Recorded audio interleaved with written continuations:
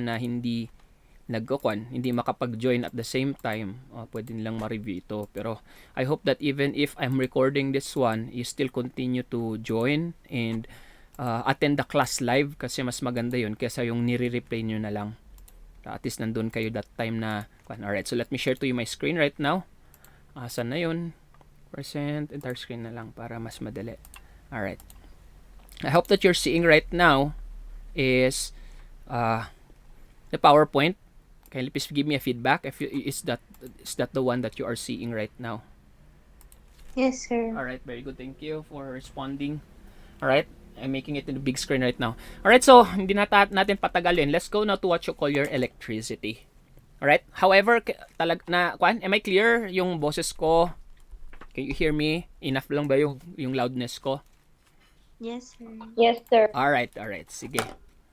So, we have already mentioned about different types of your electricity lately, no? Yung lesson 3 was about sound, lesson 4 was about light, lesson 5 was about heat, and this time we have no electricity. Now, just get to see, no? Imagine if there is no electricity. How would life be if walang kuryente? Parehas nung nangyari kaninang umaga, timing na electricity yung topic natin, nawalan ng electricity.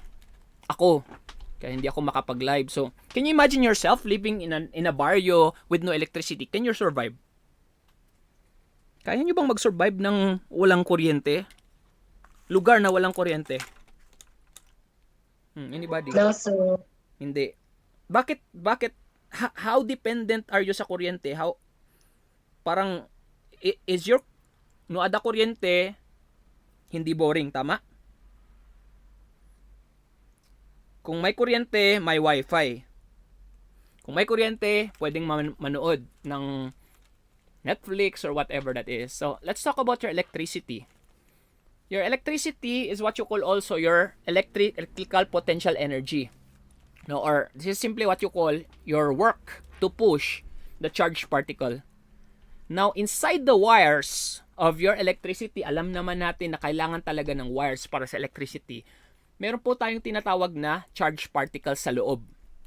Now, those charged particles are not able to move if there's no push or there's no somebody who's working to push those charged particles to flow through the wires. And whenever there is a push, no, there should be a potential difference. Dapat hindi parehas yung isang point sa isang point. It says here in the second part, it says here charged particles only travel when there is a difference between point A to point B. Let's say for example, point A is 0 charge and point B has 100 charge. Meron pong travel. Pero ang problema, pag parehas silang 100 sa point A, 100 din sa point B, wala pong difference yun kasi parehas nga, walang difference. So wala pong mangyayaring travel of those charged particle. However, this is so technical in terms of trying to know this one, no, in a physics sense. Let's get to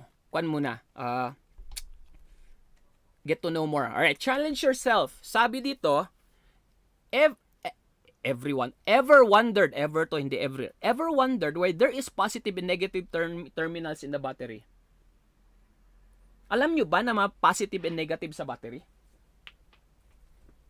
Anybody? Can I kwan?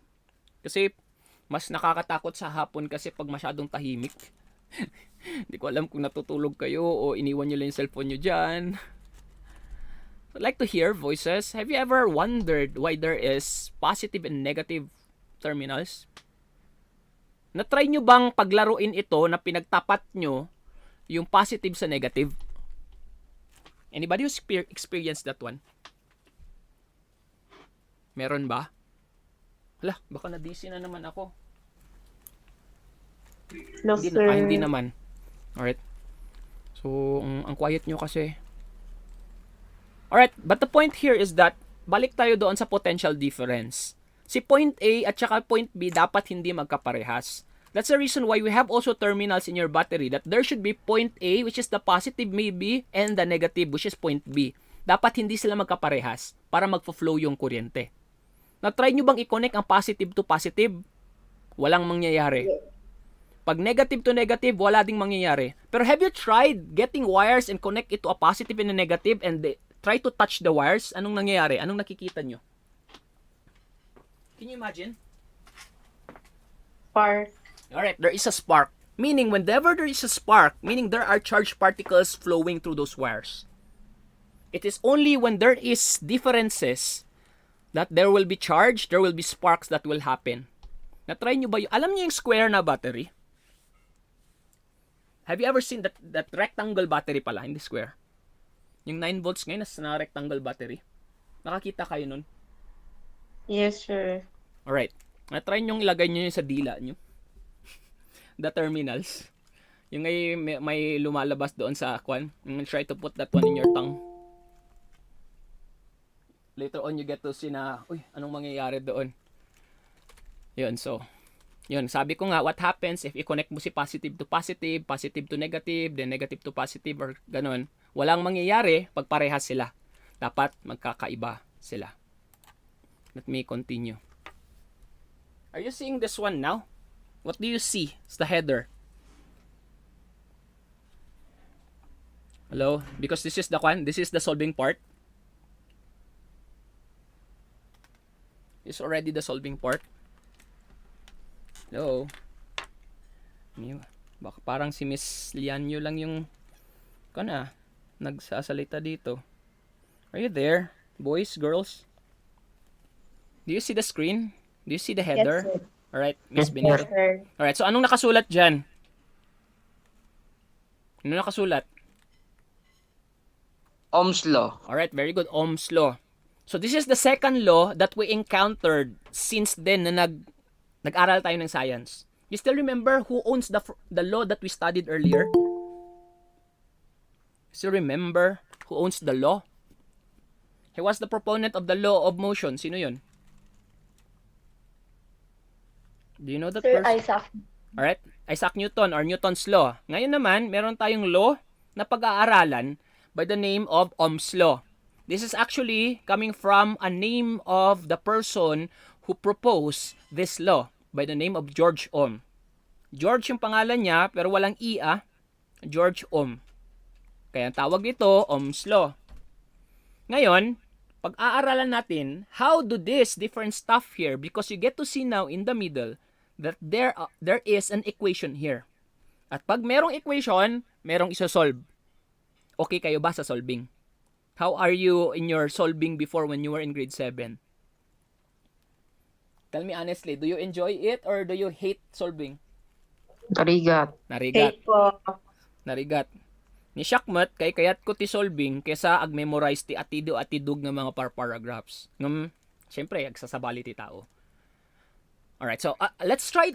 I'll try to teach you this one as easy as you can remember. However, naturo ko na ito sa mga students ko dati sa 7B. No? Yung parang one goes up, one goes down, and this and different stuff. So, you get to see here that this law summarizes the relationship of the current, voltage, and resistance. Alright, narinig nyo ba yung word na voltage? I hope that this is something familiar sa inyo. Voltage, nakarinig na ba kayo? Yes, sir. Okay, voltage. Current ngay. Bunmat lang, sir. Alright, current. Alright, so, dahito yung bagbaga ng kuryente. Current, garod kuryente. Tapos, resistance. Nangag yun dito eh. Resistance. Or Yes, first sir. time yung nangag dito in relation to your electricity. Alright. Now, we have what you call now an equation. We have here V equals IR. Now, V stands for voltage, I stands for current, and R stands for resistance. Just get to na obvious masyado yung V for voltage and R for resistance. But you get to see here that in current, siya lang yung nawawala. Bakit I that di nilagay dito? Hindi C. No? Pero yun lang yung dapat yung i-memorize. The equation would be VIR. VIR. V is equals to IR. Alright. Just to give you heads up, pag sa isang equation, pag magkakatabi yung letters, ano yung mathematical operation niyan? What would be its mathematical operation? Yes, yes. Yes, Miss Sir, Rizel? multiplication. Alright, very good. Multiplication. So, meaning nito, voltage is equals to current times resistance. So, ayun. Yun lang yung equation niya. Kaya madali lang actually ito. Pero let's try. No? Let's try some few example. Alam niyo bang gumamit ng ganito? Naturuan kayo ba ng ganito dati? This is also being used for speed. Instead of Yes, VIR dito, SDT yung nandito.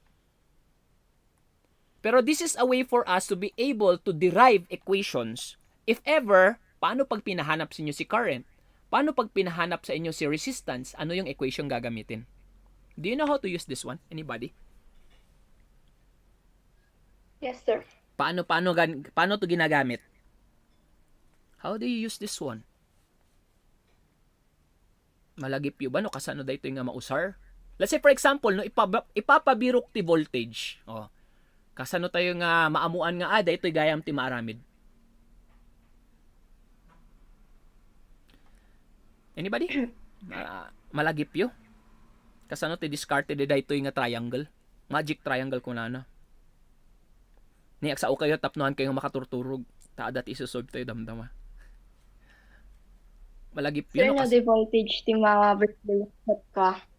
The current can resistance katag multiply. Alright, very good. Kas Jay, no? Ngam ti simple lang ti aramiden ditoy, no inya man ti ipapabirok, iso ti tabunam.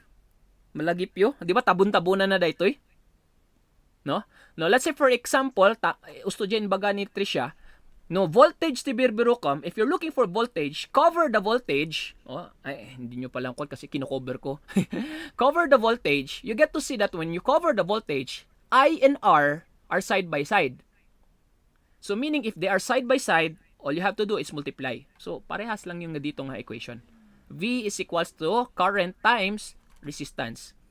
Pag tatakpan ninyo si voltage, magkakatabi si I at saka si R, sila yung hindi natakpan, meaning imo-multiply mo. How about if you're going to find for current, which is your letter I? Ano namang mangyayari dito? Tabunan mo si I. Alright? Tabunan mo si letter I. So, ano yung mathematical operation na natin ngayon? Ano yung gagawin natin pag tinabunan mo si I? Anong mangyayari? Sir, division. Sir, di ba? Alright, divide or division. So, no, tabunam ni I dita, inya ti mangyari dita, inya tinabati. Sino ti Voltage can resistance. Alright, voltage can resistance. Nakita yo, sino ti ada dyan nga to? Sino sa taas? Si voltage. Tapos, sino si baba?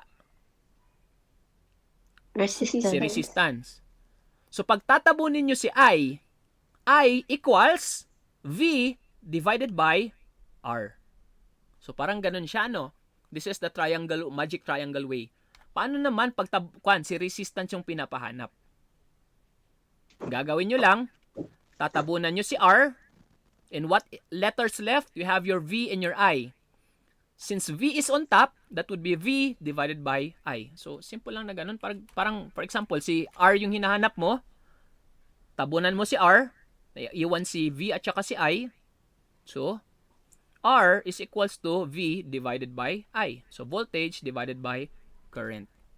Alright? So, hindi nyo masyadong ma-relate ito pag hindi pa tayo magpa-practice ng solving.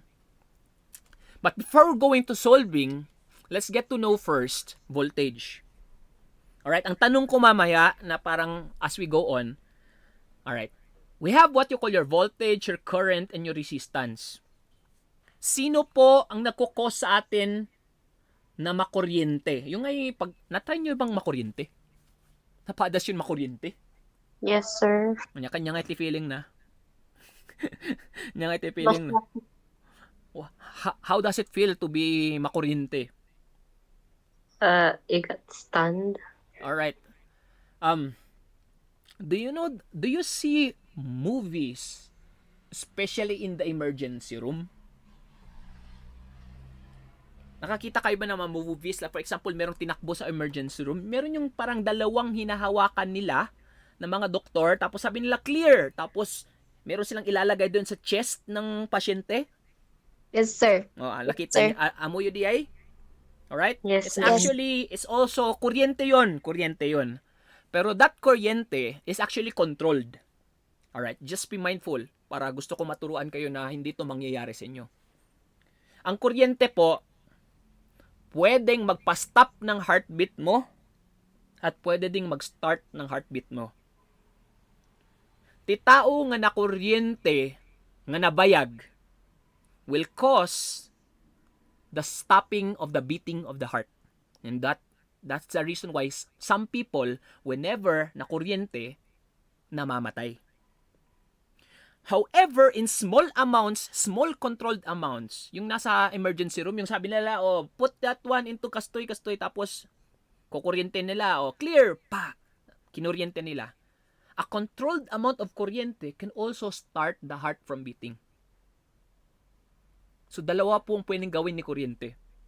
Electricity, mag-start ng heart or mag-stop ng beating ng heart. Either way, pag nasobraan, it will stop your heart from beating. Pag na-control, it will start heart that does not beat to beat, start beating. But how do we differ voltage, current, and resistance? Si voltage po, ito po yung movement niya. Sabi ko nga, kailangang mag-move ni charged particle. At yung movement niyan, hindi po nagmo-move ng mag-isa si charged particle. Dapat meron pong nagtutulak sa kanya. Ang nagtutulak sa kanya ay ang voltage. Now, my question would be, alright, ilan po ang standard voltage ng Pilipinas? Dahil mga masaksakan tayo dito'y tata. Ilan kaya yung voltage dyan? Yung mga regular natin na saksakan. Alam nyo ba? Anybody? Para hindi tayo hindi tayo aantukin. Just guess. Ilang volts yung mga saksakan natin dito sa Pilipinas? 220? Alright. Nice one. Nice guess. But yes, that's the correct answer. 220 po sa Pilipinas. Ang tanong ko naman, magkano naman sa US? United States? 110. Alright. Tama din, no? In the United States, it's 110. Alright? So, ano ba ang pwede nating pag-aralan doon? Kaya bakit natin pinag-aaralan yung kuryente? Alright? What lesson can we get for us to be able to apply that one in a real-life situation? My dear students, whenever you receive electronics coming from the United States or even in Japan, pag yung mga electronics na yan, nakakuha kayo ng TV, washing machine, yung computer console, laptop siguro na came from the United States or even in Japan, just be mindful that the electricity the voltage that they use there is 110. Now, if you don't read that and you don't know about it, ngayon yung 110 na appliances, sinaksak nyo sa 220 kasi nga dumating sa Pilipinas, yung Pilipinas gumagamit ng 220. Ano kayang mangyayari dun sa appliances na yun? What will happen there? What do you think will happen? A 110 appliances was plugged into a 220 volt outlet. Anong mangyayari? Explode. Matadaol. Alright, tama. Explode, sasabog yan, madadaal yan, bagong-bago, tapos excited ka, sinaksak mo agad. Ayun, sumabog. So, anong pwede nating pag-aralan doon? Huwag kayong basta-basta agad na isaksak yung saksakan ng mga ng imported na mga electronics natin. Kasi nga, iba yung ginagamit ng United States and even other countries. All I know is that it's US and Japan who's using 110. In Philippines, we use 220. I think in Singapore, they use also 220. So, magkakaiba po yung mga voltage ng mga different countries. Kaya mag-ingat po tayo sa mga imported natin na mga gadgets na nanggaling doon. Huwag basta-basta saksakin. Tingnan muna natin kung pwede siya sa 220. Alright? Do you get the point? Understood? Yes, sir. Alright, very good. Thank you. Alright, so let's try to solve. Try to solve. Alright? Ready? Meron ba kayong mga scratch paper dyan? Let me share to you kwan. Try natin na saan ba yung kay kwan dito? Try nating mag whiteboard.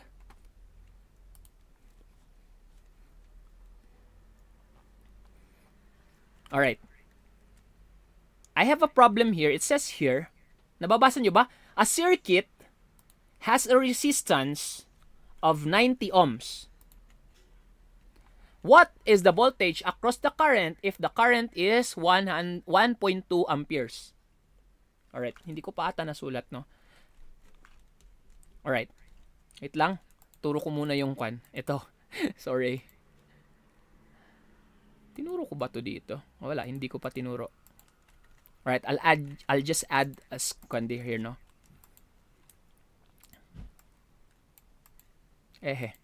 Signs. V is the sign would be voltage is equals to letter V capital. Tapos current is A, which means amperes. Yung V dyan, volts. Tapos si resistance naman, yung unit niyan is, wait lang, sigma. Ito. Yan ang unit ni resistance, which is ohms. Alright? Nakikita nyo ba? Do you see it? Yes, sir. Alright. So, these are the units, no, na ginagamit natin whenever we solve for the Ohm's law. Now, for voltage, V, which means volts. Kaya minsan nakikita natin sa mga cellphone natin, sa chargers natin, 12 volts. 12V or 6V, which actually talks about your voltage. When you're going to look at our charger once again, makikita nyo merong A doon or MA. Sometimes it's written as MA or milliamperes. It talks about your current, which is symbolized by capital letter A. And lastly, you have your resistance. This is a Greek letter omega, which means ohms, resistance. Para mas makarelate tayo, dito natin ilalagay. This is supposed to be written as this way. Para mas makarelate kayo. Alright. A circuit has a resistance of 90 ohms.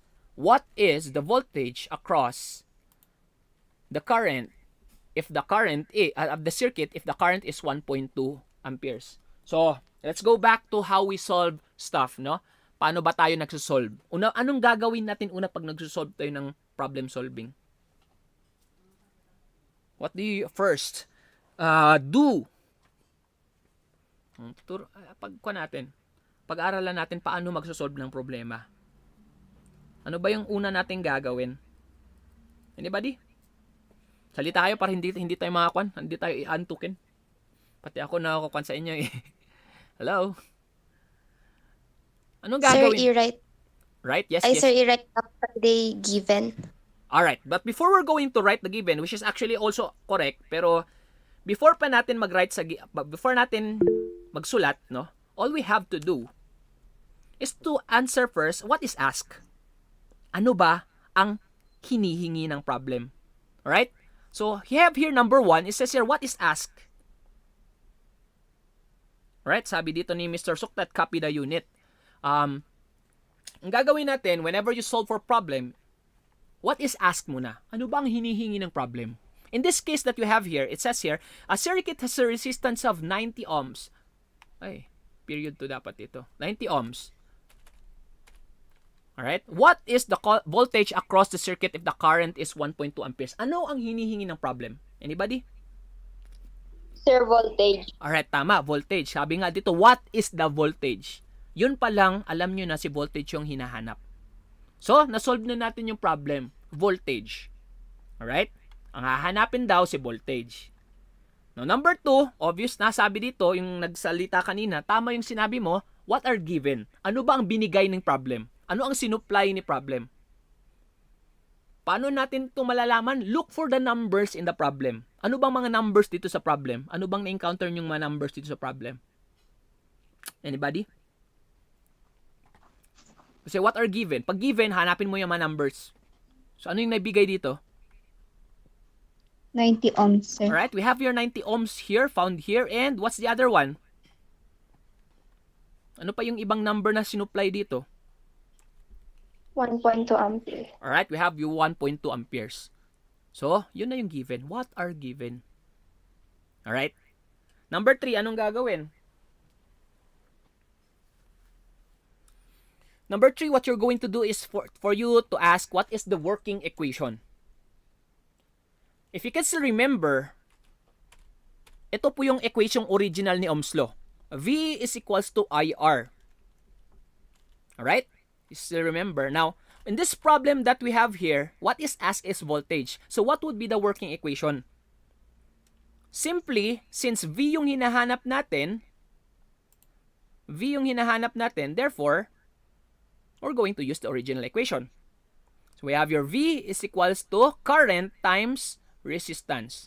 After having your working equation, anong gagawin na natin? Ano yung nababasa nyo dyan? Substitute. Alright, you have your substitute. Alright, your substitute. So, paano ba tayo magsa-substitute?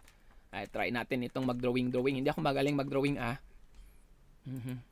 Alright. Nakikita nyo ba yung nakikita ko? Yes, sir. Alright. So, try nating mag-drawing dito. Kahit hindi ako magaling mag-drawing. Wait lang, Pen, marker. Marker ba to? Alright. So, ang given po is, ano yung given kanina? Ano kada yung given?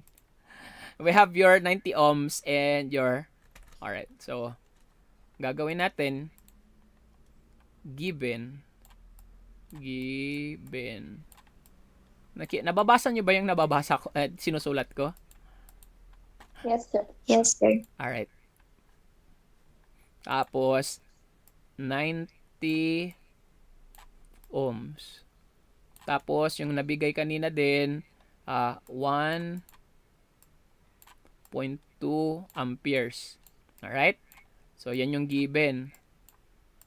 Alright, lagyan natin ng tuldok.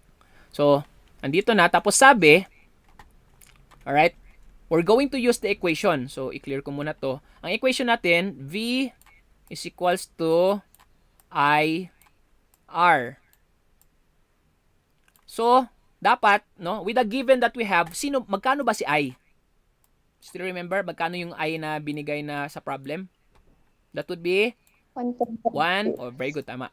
Salamat sa pag-dictate, 1.2 amperes. Magkano naman si R? Magkano yung binigay? Alright, thank you, Sir, Mr. Sukdad. You have 90. your 90 ohms. Alright, 90 ohms. So, meron ng ganon. So, again, ano pag nagkatabi yung dalawang letter? Ano yung mathematical operation natin? Multiply. So, simply, we have your V. Ito na yung sinasabi nating substitute. Magkano si I? Again, magkano si I? 1.2. 1.2 amperes. Don't forget your your units times. Kano yung R natin? 90 ohms. Alright. So, simply, if you have your calculators there, get your calculator. Ano to? 1.2 times 90. 108. Alright, very good. So, merong nag-answer dito sa group chat. 108. Alright, 108. However, whenever you solve for sa physics, sa science, no, dapat hindi ka lang magbigay ng 108. Pag 108 yan sa akin, hindi po perfect na answer yan. Do correct yung 108. Pero ano to? 108 Carabaos, 108 Mangoes. Ano tong 108 natin? Alright, volts. So, use the unit volts, which is capital letter V. So, ito pala yung answer natin. Nakuha nyo? Nagets nyo? Madali lang ba? Yes, sir. Madali lang ano? Lalaka lang. Iso nga answeran nyo nga, page 62. If you have your calculator, your modules with you beside you, yun yung answeran natin. So, hindi lang yun basta table. Would you like some more examples? So, nandito na yung answer niya. I'll be giving you a copy of this PowerPoint para mas magets nyo. Nag-auto recovery si PowerPoint. Alright. Ito. A light bulb has a resistance of 45 ohms. How much current does it draw when a voltage is 15 volts is applied across it? Alright. So, anong gagawin natin? Number 1. Anong sabi ni number 1 kanina? Clear ko ulit ito Anong gagawin? Number 1. Step number 1.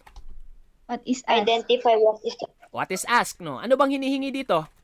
Looking at the problem. Yes? Current. Ay, so current. So, current ang hinahanap. So, ano bang symbol ni current?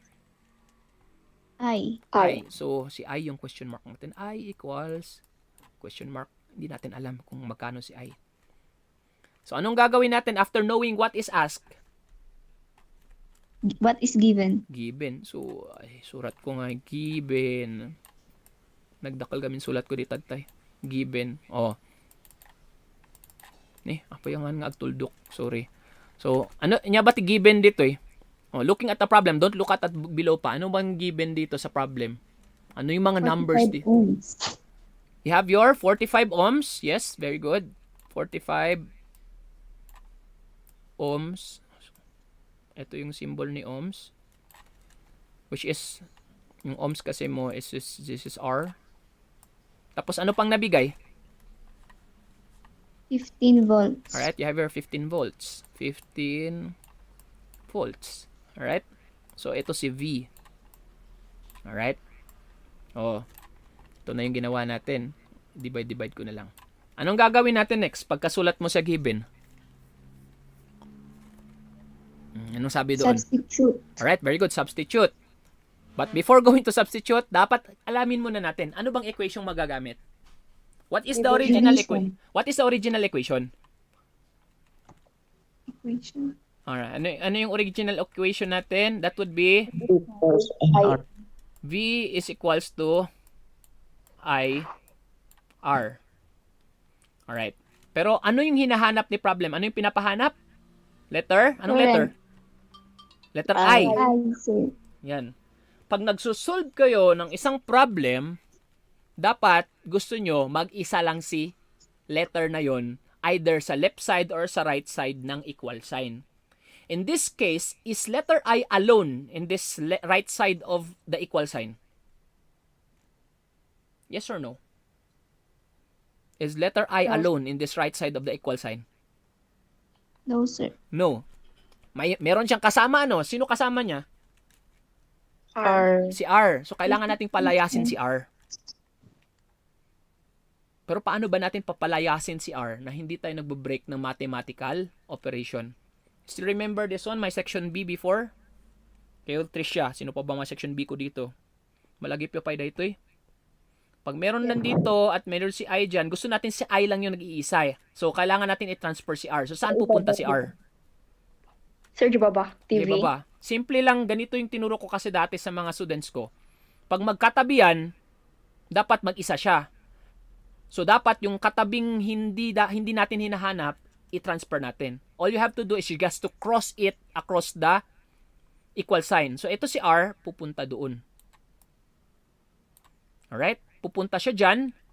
Therefore, we have now a new equation of V over R equals I. Nakuha nyo? Nagets nyo ba? Yes, sir. Or nagtanong kayo? Or, ganito. Gamitin natin yung magic triangle. Alright? Yung magic triangle. Alright? Kasi yung magic triangle niya. Ada ni V ditoy. Ada ni I ditoy. Ada ni R ditoy. Anong pinapahanap ng problem?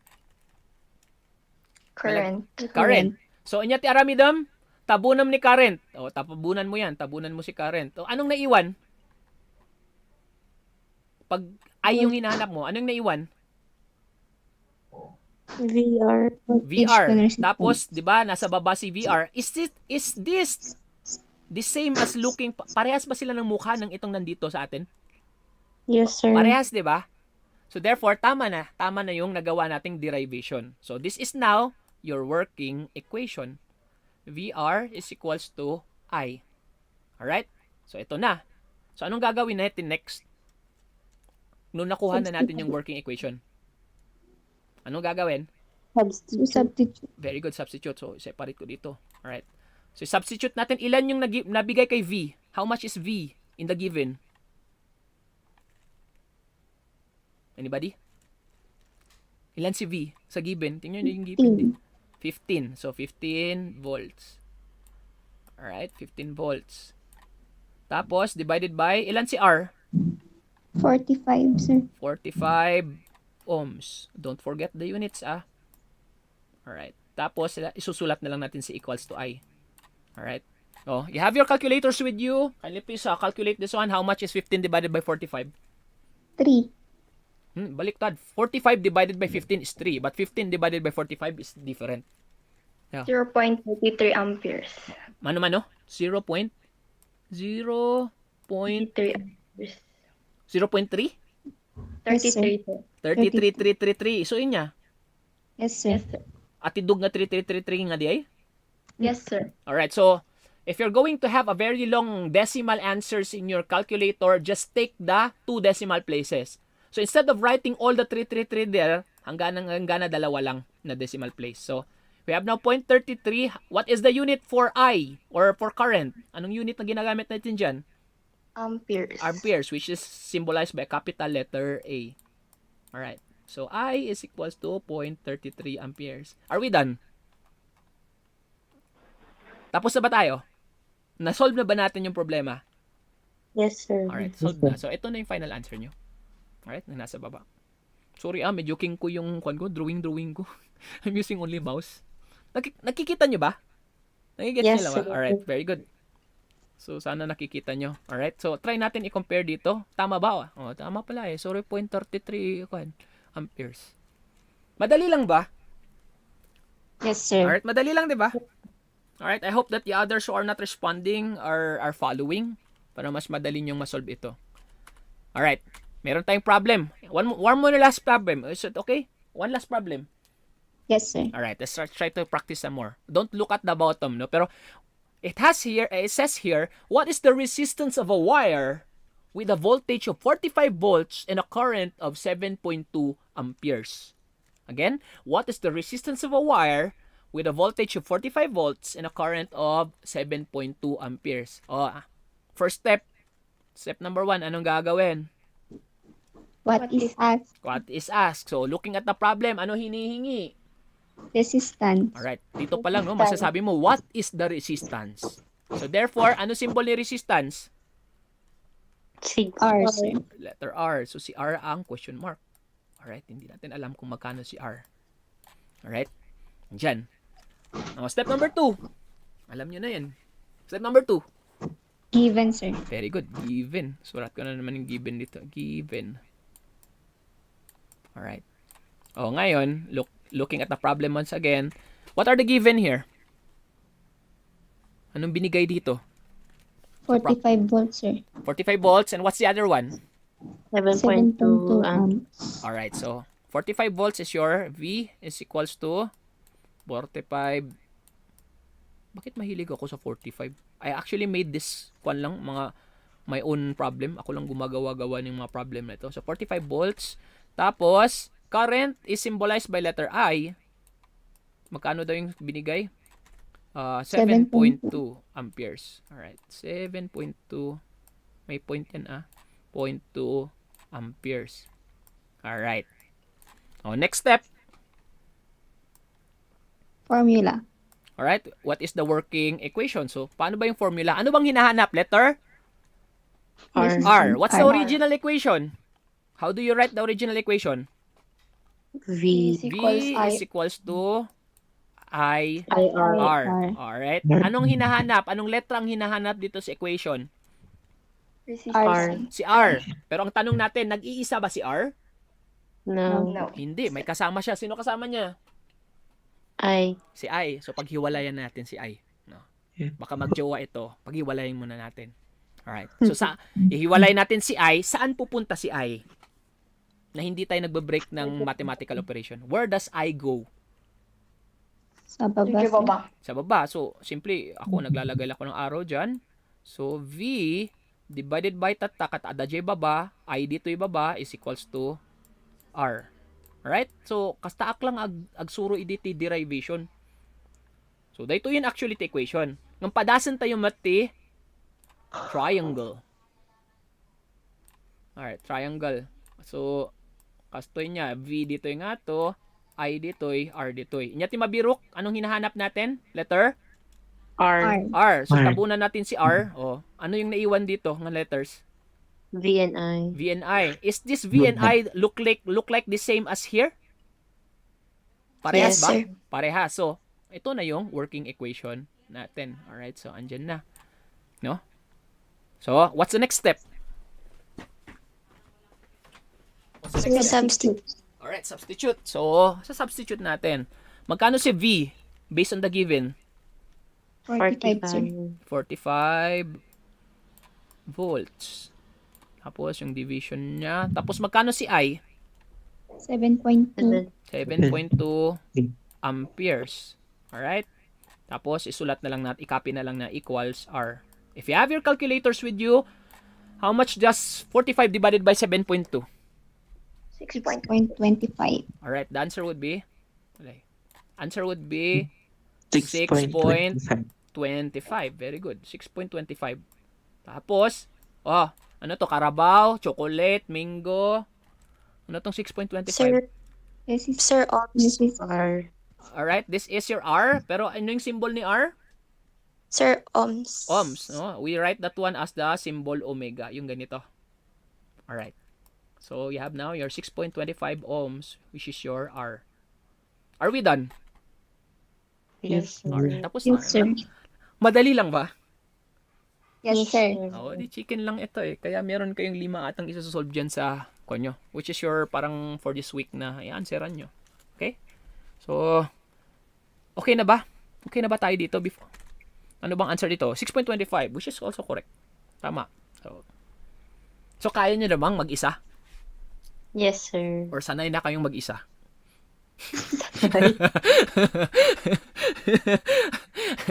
Alright, sige. Kasi mas maganda pag kaya nyong mag-isa. Di ba? Kasi pag if you kaya nyong mag-isa, you are strong. You don't need somebody else to help you out. Because in the real life situation, later on, if you get to graduate, it's you all alone. And all you have to do is you need to stand up, face the real world, find a job, and live, and spend for yourself, and there. So, yun. So, kaya nga, usually, tinuturo ito sa eskwelahan pa lang. Kaya nyo nang mag-isa. Alright? So, sabi ko nga, tinanong ko na tong trivia question kung magkano yung volts ng US, magkano sa Philippines. Ito na yun. Pero, when you talk about current, punta tayo kay current. Ang tanong ko mamaya, later on. Sige. Ano yung nakakakuryente? Is it current or voltage? Current. Diba? Ano yung nakikita nyo pag pumupunta kayo sa mga power plants? Yung nakasulat yun. Quotient. Ano yung nakasulat? High blank. High voltage. High voltage. Sabi niya, quotient, high voltage. Pero ang tanong ko, anong nakakakuryente? Voltage or current? Guess. Guess lang. Kasi hindi ko pa naman tinuro to. Sino ang nakakakuryente? Current or voltage? Voltage. Voltage. Alright. Let's try to get to know more. It says here that current, the flow of the charged particles when being pushed by voltage. Sabi ko nga, pag ito yung wire, si volts yung nagtutulak ng mga charged particle. Si current naman, ito yung parang size. Alam niyo yung pag meron kayong hose na may tubig, mas malaki yung hose, 'di ba? Mas maraming tubig. Mas maliit yung hose, mas lesser yung tubig na nagpo-flow diyan. Think of your current as the size of the hose. The bigger the hose, the more charged particle will flow through it. So tanong ko ulit, sino bang nakakakuryente? Si voltage or si current? Right, continue tayo muna. But before after going to your current, punta tayo kay resistance.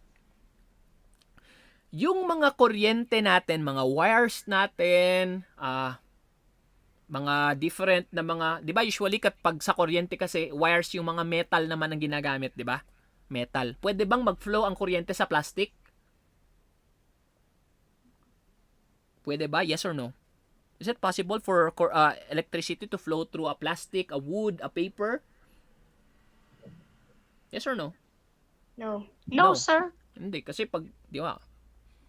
Hindi naman tayo nakukuryente pag nahahawakan natin yung plastic or kwan. So kaya nga gumagamit ng mga gloves ganito kasi para hindi ka makuryente. But you get to see that different materials have different resistance. Alright? Let me see. Alright? Different materials have different resistance. Now, you have your different metals also. Give me example of metal. Example ng metal. Copper. Copper, yes, very good. Copper is one. Ano pa? Gold. Common talaga yung copper na ginagamit as wire kasi yun yung pinakamura eh. Alright. Pwedeng copper, yes. Some more. Gold. Gold is also another one. Yes, very good. Tama, gold. Ano pa?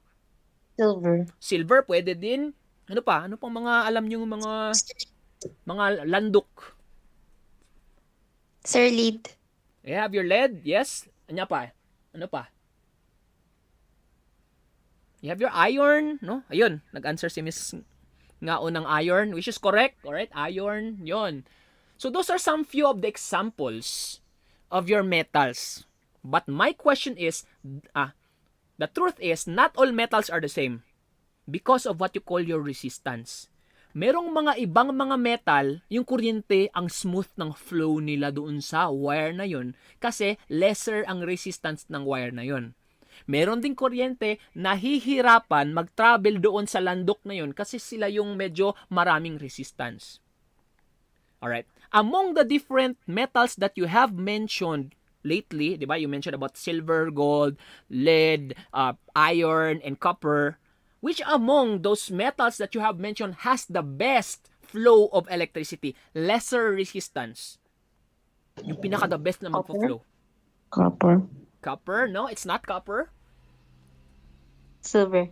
Not silver. It's not silver. Ano? Iron. It's not iron. Lead. It's not Gold? lead. It's Gold. gold. Gold po ang pinaka-the best na pagpa-flowan ng kuryente. Kasi lesser yung resistance. Meaning, no? Pag lesser yung resistance, ang ganda ng flow ng kuryente. Pero na-imagine nyo ba yung kuryente natin ngayon, yung mga poste natin dyan na maraming mga wires, gold yan lahat. Can you imagine? If you get to imagine that there are gold wires there, what will happen? Ano kayo mangyayari dyan? Oh, pag gold yung mga wires natin dyan sa mga poste. Ma-imagine nyo ba? No gold dagita wires dita poste tayo, tinakaw dan. Di ba? Would you agree? Ninakaw na nila yan pag gold yan. Imaginein mo mong gold. Tapos pag ikaw naman, may bahay ka, nagpa-connect ka ng kuryente doon sa bagong bahay nyo, ang ginamit na wire gold, magkano kaya babayarin mo? Just imagine, gold yung wire mo. Wow, yayamanin. Ang yaman. That's the reason why, even though gold has a very good flowing of those electricity sa wire, hindi ginagamit ang gold kasi una, mahal si gold. Ang next, ninanakaw si gold. So ano yung ginagamit commonly for wires? Somebody mentioned earlier. Ano yung commonly ginagamit for wires? Copper. Copper. Bakit kaya copper? Anybody has an idea bakit copper? Cheap. Alright, cheap siya, pero hindi siya kaganon kaganda ang flow ng kuryente. Kasi marami siyang resistance. Just imagine those resistance are just like sands, no? Pag ito tubig dumaan dyan at maraming sand dyan, mahirapan si tubig na lumusot.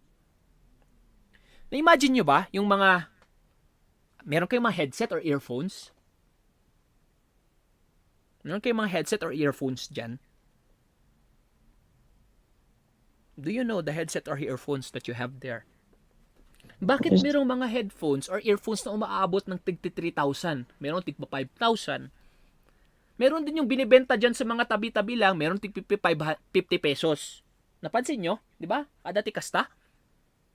Yes, sir. It's because of the type of the metal being used as wire there in your headset. Alam niyo yung dulo ng dulo nung wire nyo? Yes, I don't know if you get to see me. Nakikita nyo ba ata ako? Stop presenting muna. Do you see me? Ito. Kita nyo na ba ako? Yes, sir. Alright. Ito. Alam mo yung dulo ng ng headset nyo? Ito. Yes, sir. Alright, nag-echo. Pero yung dulo na yan, di ba minsan merong silver yung kulay? Yes, sir. Meron namang gold yung kulay? Yes, sir. Ayan. Usually kasi ginagamit nila yung mga gold-plated ones because the gold-plated ones has lesser resistance, therefore better flow of the electricity, better sound quality in your ears. Kaya huwag kayong magtaka kung merong mga headsets or mga earphones dyan na taglilimang libo. Why? Because of the materials being used there. Alright? Ito kasi nabili ko lang ng 50 pesos. So more or less, this is just copper. But maybe if you have those mga mamahalin, more or less those are gold-plated ones. Now, do you get now the point of resistance? Alam niyo na ano si Yes, sir. resistance, alright? I Yes, hope sir. that you get the point of resistance doon. So, yun na nga si resistance. Do you see the screen right now? Ito, si resistance. So, let's go now and continue some more. When you talk about your electricity, dapat meron po siyang daanan. Parehas kay sound, dapat meron siyang daanan para saan siya mag-travel. And we call that one, yung pathway niya or daanan niya, a circuit. Or simply what you call your electrical circuit, or circuit is enough. It's just the pathway of electricity. But for electricity to happen, it has around at least 4 basic components. Meron siyang energy source. Dapat may battery or generators coming from Beneco. Next, meron siyang wire. Number 3, meron siyang load. Kung ano man yung i-connect mo dyan sa mga makukuryente dyan, ilaw, electric pan, or ano, those are what you call your load. And lastly, meron pong switch. Pero si switch, optional lang ito. No? Pwedeng merong switch, pwedeng walang switch. But the basic ones are the 1, 2, 3. Alright, I'll show you later on how does this look like. Now, we have 2 types of your circuit. Meron tayong series and parallel. Narinig nyo na ba ito sa grade 7 nyo? Narinig nyo ba ito? Anybody? Can I just if you get to have heard this one when you were in grade 7 in your science? Narinig nyo ba ito? Yes, sir. Series and parallel. Alam nyo ba yung difference? Tanong ko na lang. What do we use here in our homes, in our houses, in buildings that we have? Is it a series connection or a parallel connection? Anybody? O guess? Okay lang po mag-guess kasi hindi ko pala tinuro. So, okay lang po magkamali. Kasi pag nagkamali kayo ngayon, andito ako para mag-correct sa inyo. Kesa nagkamali kayo sa in the real life at walang nag-correct sa inyo, magkakamali kayo ulit. Guess, ano kaya dito? Series or parallel? Parallel. Alright, you have your parallel. Somebody answered parallel. Maybe somebody will like to answer series kaya siguro? Or is it still parallel? Anybody? Sir, series. Alright, merong nag-series na isa. Alright, before we're going to look at how a series and a parallel connection has, the series connection has only one path. Isa lang po ang daanan niyan. Si parallel connection, marami po siyang daanan. For us to be able to appreciate this one, ito pong difference ng series and parallel. Alright? Makikita natin kay series, sabi doon, one path. Yung kuryente, dadaan dito. Do you see my cursor? Do you follow my cursor? Itong arrow-arrow ko sa mouse. Nakikita nyo ba? Yes, sir. Alright, so, bakit sabi sa series, one path? Kasi yung kuryente, travel dito, pupunta, iilawin itong bumbilya, lalabas doon, tapos, papasok na naman dito sa bumbilya, lalabas doon, tapos, papasok na naman dito sa bumbilya, lalabas, then, babalik doon sa source niya, sa kuryente, sa battery or sa generator. Ilang daan? How many pathway? Ito. Tatlo? Right? The loads are 3. Meron tayong 3 load dito. But you get to see that the pathway is only 1, no? Isang daanan lang, papunta doon. Think of it na parang daanan ng sasakyan. Punta ka doon, akyat ka doon, bumaba ka dito, punta ka doon, dito, akyat ka dito, panda doon. Alright? You only have one path. And this is your series circuit or series connection. However, if you're going to compare this one to your parallel, makita mo si parallel dito, si hot. Nagsa-travel dito, aakyat doon. Pero, pag akyat na doon, ito connected naman dito, papunta doon. So, pwedeng aakyat ito, pupunta doon, tapos pwede ding ito dediretso na dito. Tapos, imbes na aakyat doon, ito naman dito, pwedeng dediretso dito at isupply yung kuryente dito. At the same time, no, makikita natin, meron ding isa pang daanan palabas dito, tapos babalik. Ito naman, merong daanan lalabas dito, babalik. Tapos ito naman, merong daanan dito, labas pabalik. Can you see now the difference of how many paths do we have for parallel here, and how many path we have here for your circuit? Let's go first with your series. Ilang path dito? Isa lang, sir. Isa. Dito nga sa parallel ng picture na to, ilan pathway? Dalawa. Dalawa. Meron yung pink na ito at meron din itong yung dark blue na ito. Kaya ngayon, sabi nila, pag more than one is your parallel. Now, ang tanong ko ulit, anong ginagamit sa bahay? Is it series or parallel? Parallel. Alright, ganito.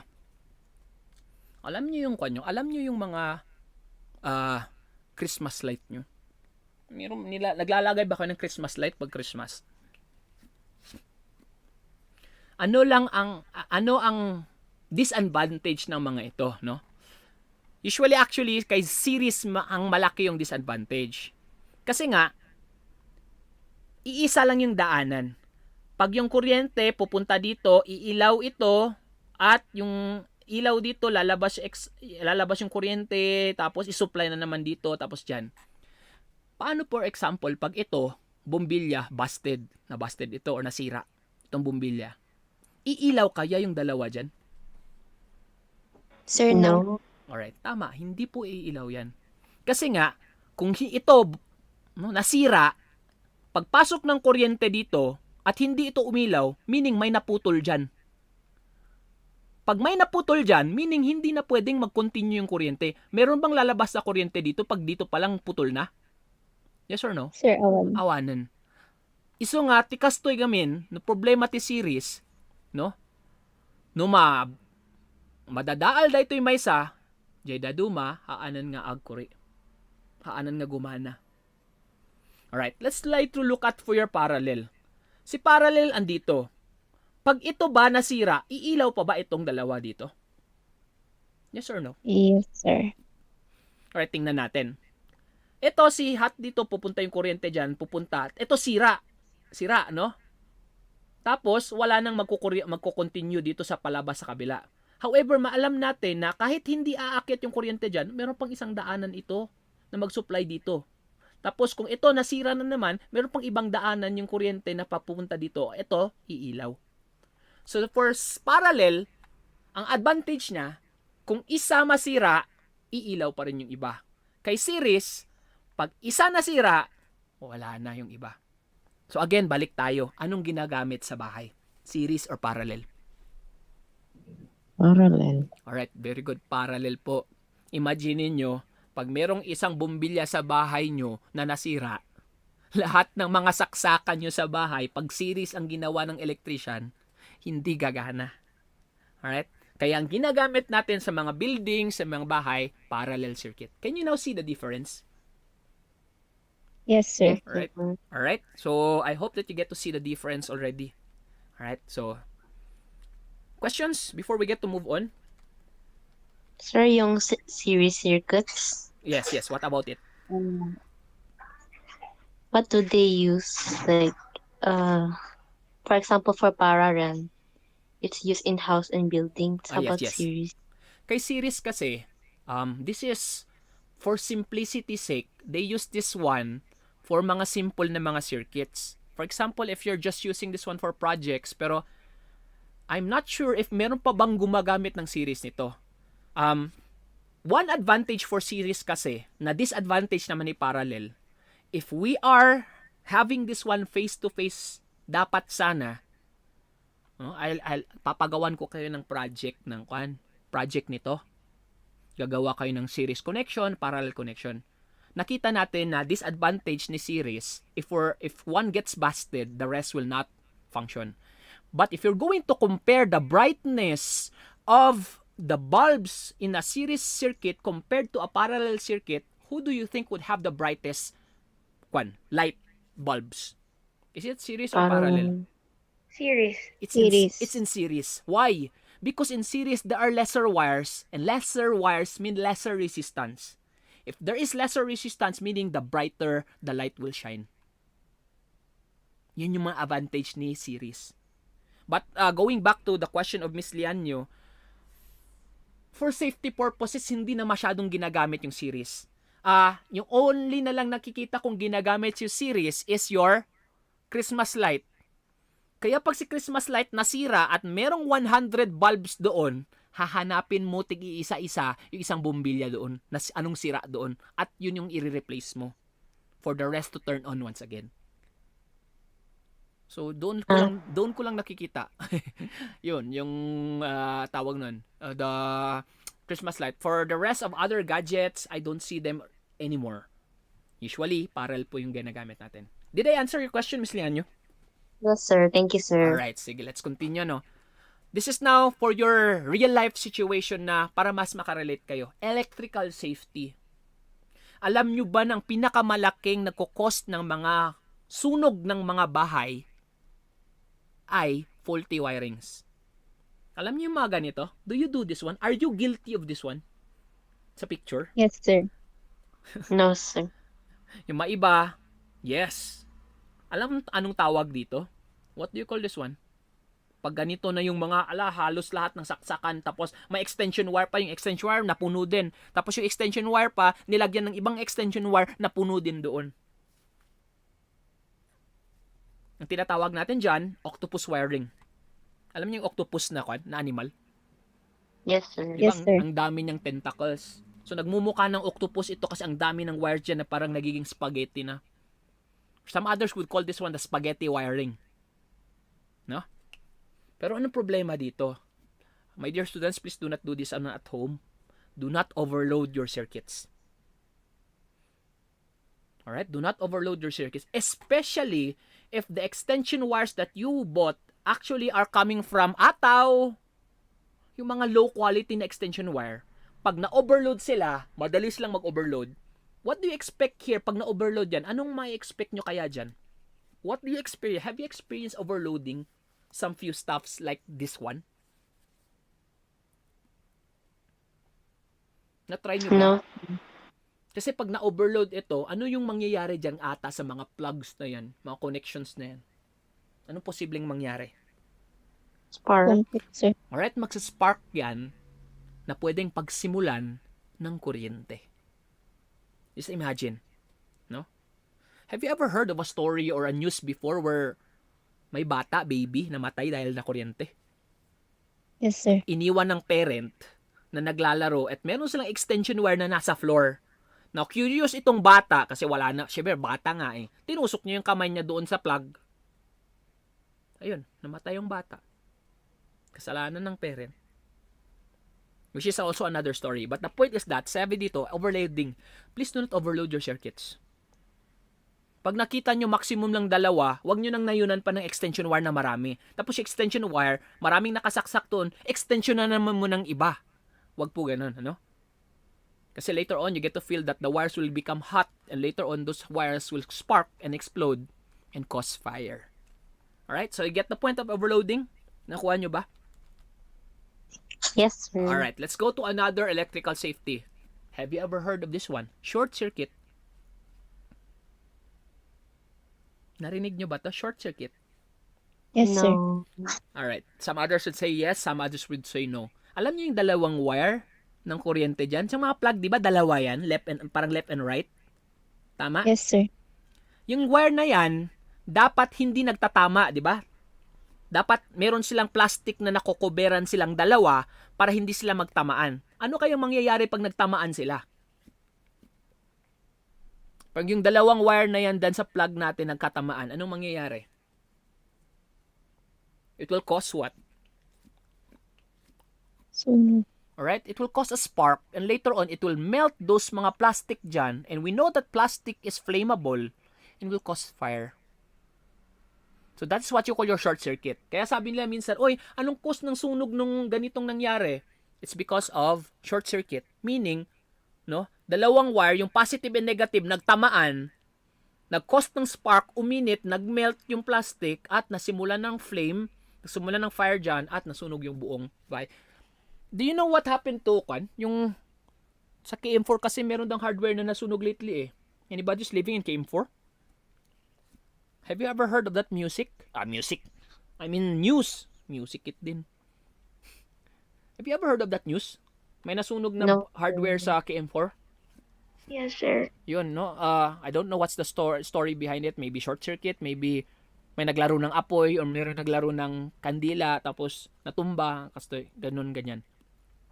But this is short circuit, no? Which is something that we get to also avoid.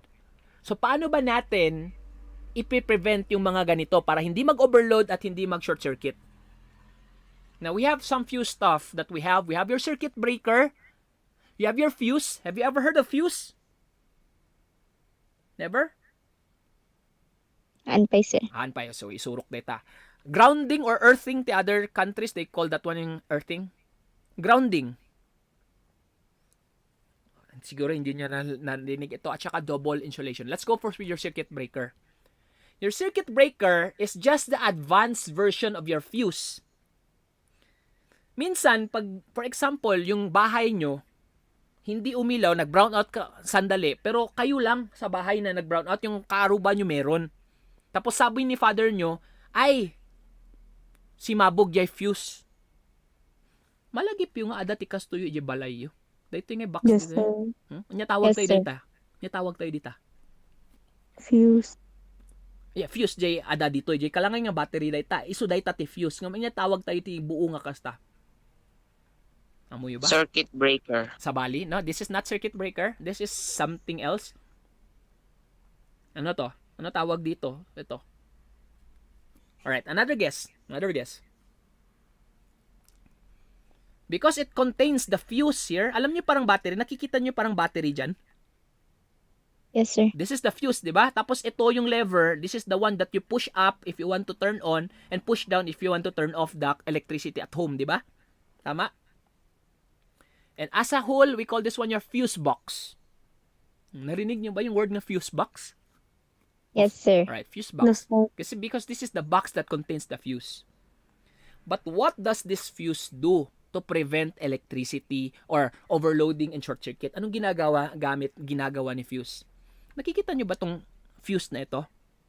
Dito sa left, itong maliit na ito. Sige, palakihin natin para mas ma-appreciate nyo. I'll make this one bigger. Alright, yan, nakikita nyo na ba? Nakikita Yes, nyo sir. na ito? Your fuse is actually a connection of the wire. Ito, connected ito ng wire dito sa baba. Ito, connected naman ng wire dyan, pataas. But if you get to see, there is a very thin wire in the middle. Anong ginagawa nito? Pag nasobraan ng overload ng mga saksakan doon sa bahay nyo, imbes na mag-cause ng spark doon at mag-melt at mag-cause ng apoy doon sa bahay nyo kasi nga nag-overload, alam nyo naman yung overload. Ang ginagawa ni fuse, siya na yung mauunang magme-melt. So what happens, this one will flame up, iinit ito at dahil manipis ito na wire, iinit ito at mapuputol. Pag naputol yan, brown out kayo. Pero anong ginawa ni fuse? It actually save your house from continuing to blow up and even cause spark because siya na yung nag-prevent. Alam niya nang overloading na masyado yung mga saksakan nyo dyan sa bahay. Na-overload na masyado, nag-overload din itong wire na ito, nag-melt, naputol. Nag-off yung lahat ng ilaw nyo sa bahay. And your house is being saved because of the fuse. Do you get the point of the fuse? Alam nyo ba yung gamit ngayon ng fuse? Ito yung gamit ni fuse. Kaya pag sabi ng father nyo, electrician nyo, ay, sumabog yung fuse. Agpasalamat kayo ta fuse ti simabog. Haan nga jay refu, haan nga jay TBU, haan nga jay cellphone nyo ti simabog gapo ti overload. Is the fuse. At magkano lang yung ganito? 10 piso? Oh, mabibili mo lang to ulit. So pag naputol ito, maglagay ng bagong fuse, di all goods na naman, pwede na kayong magkakuryente ulit. These are fuse. Alright?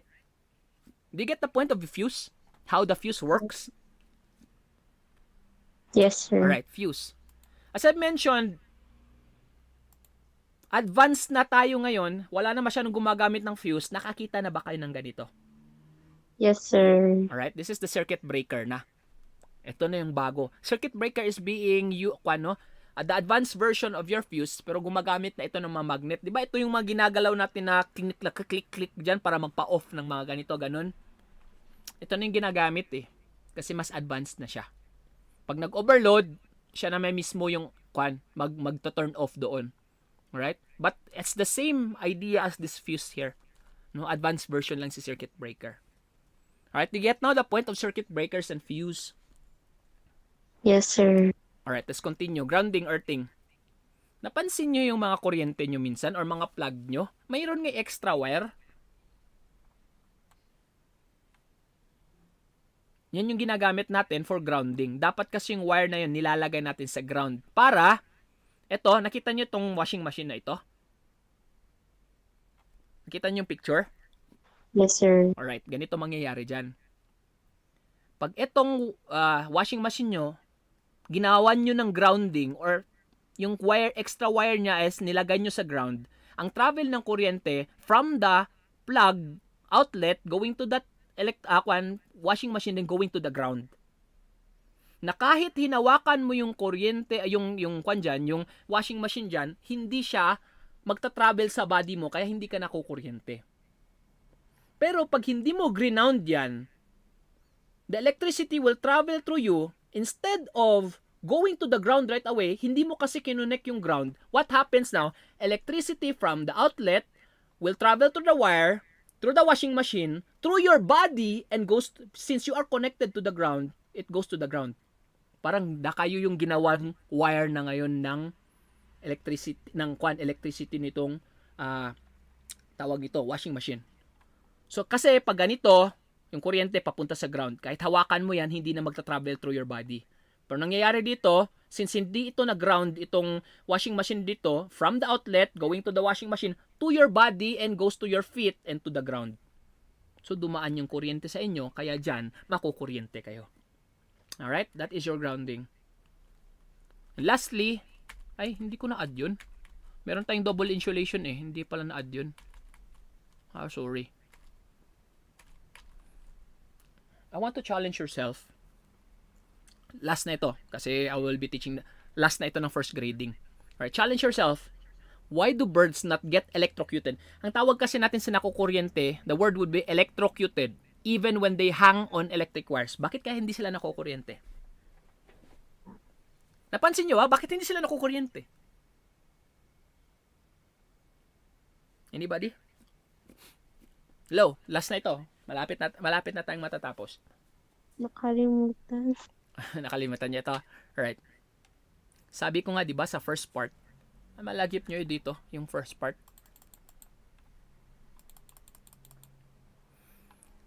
Electricity only travels when there is a difference between points. Ay, masyadong malayo yung ginamp ko. Pero parehas lang sila nito. No? Sa earthing and grounding. Meron yung kuryente, magta-travel dyan, magta-travel sa body mo, then to the ground.